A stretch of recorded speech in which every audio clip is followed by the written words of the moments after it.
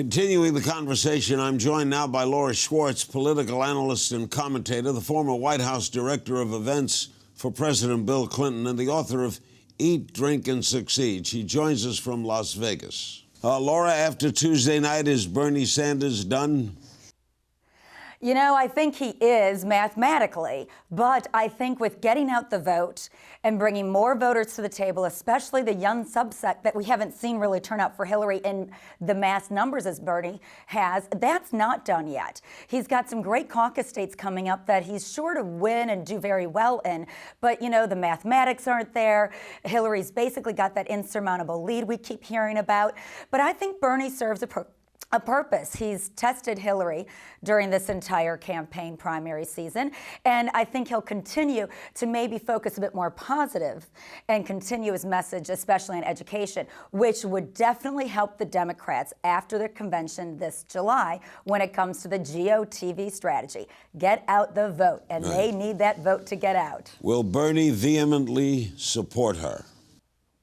I think he will. I think he will. And that's because he's demonstrated that he truly wants to offer solutions to the middle class, the struggle, to students when it comes to health care.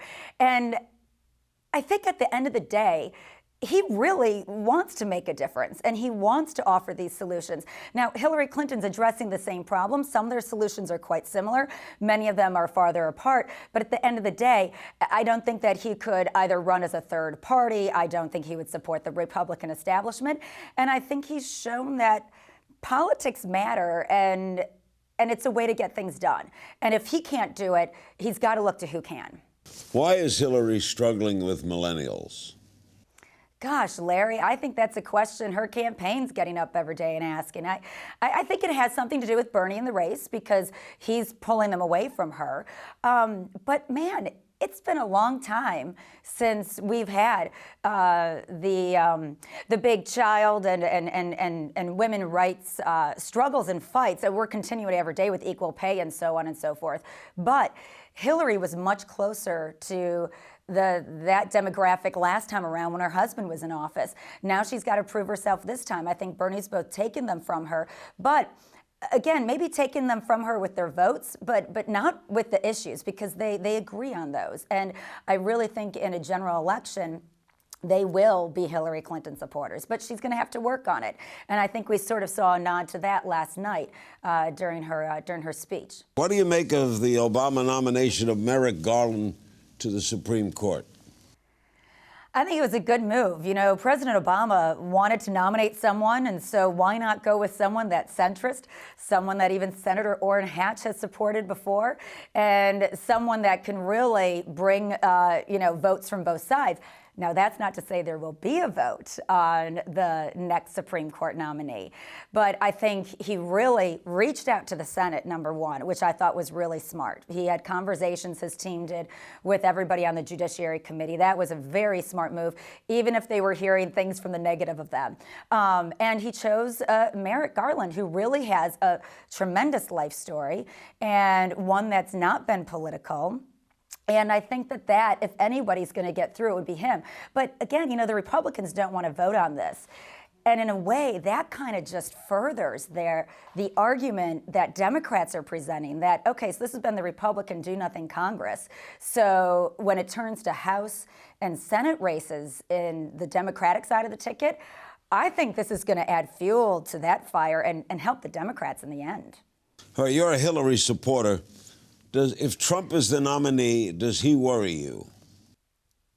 No, I don't think Trump worries me. I think Trump actually, you know, it's interesting because I've supported Democrats and Republicans for the presidency before. I think Hillary's a very strong and a very, very good nominee. But I don't think it's necessary that Trump isn't. Look, Trump is bringing new voters to the table of the Republican Party. He really is this new Republican establishment. And as far as this brokered contested convention, you know, how can you say we're just going to turn our backs on the votes and just put somebody else in there? I don't think Donald's supporters will stand for that.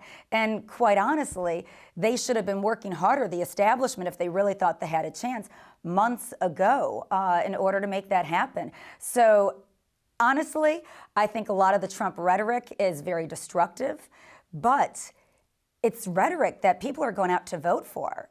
It's not like he's just out there running strange ads and just getting up to speak. He has a movement, and these people are voting for him now. And I think it would be really difficult for the Republicans to put somebody else up in July. Who would Hillary's vice presidential choice be, do you think? Well, Larry, I know you're not looking for any new gigs because you've got, Larry King now in politicking. So I think she'd have to look beyond the King family and maybe to the wonderful Juan Castillo from the Housing and Urban Development, former mayor of San Antonio. I think there's some young blood in the Democratic Party. She'd be well served to bring on the ticket. But I think she is right now really focused on winning and winning this nomination and bringing along the Bernie supporters. Do you see Bill Clinton very active in the campaign? I do. I think I see him more active after the convention generally, but right now they've used him with great targeting in Illinois, going to the wonderful Baptist church last Sunday outside of Chicago. These are areas in which he thrives. They're not going to use President Clinton at every speech or in every single primary to get out there and campaign to the last minute. I think you've got to use President Clinton strategically. And I think that's what they're doing. And I think you'll see that rise, especially if Hillary gets the nomination. His speech at the convention, I think, will be just as watched as hers. I have a good feeling he would introduce her on stage, and it would be riveting, to say the least. Is Obama's now on the plus side of 50%. Do you expect him to be a plus in the campaign? I think I do. I think Hillary's internal polling has definitely shown that. Look at how she's really embraced the Obama legacy as something to build on. Embraced Obamacare, but something for her to navigate and change and make better. So I think Obama right now is in the plus side of 50. I think he's going to stay there. And to be honest, I think that Supreme Court nomination he made today, with the collaboration and the reaching out that he's made and the olive branches by bringing in somebody centrist and not way to the left, I think is going to garner more support from him, not only among the Democrats, but the independents, who really will be a large deciding factor. So the better he does among independents and his favorability ratings, I think the better that Hillary has a chance to pull enough over to put her over the top in November. Laura, thank you so much. Always great speaking with you. Thanks, Larry. You too.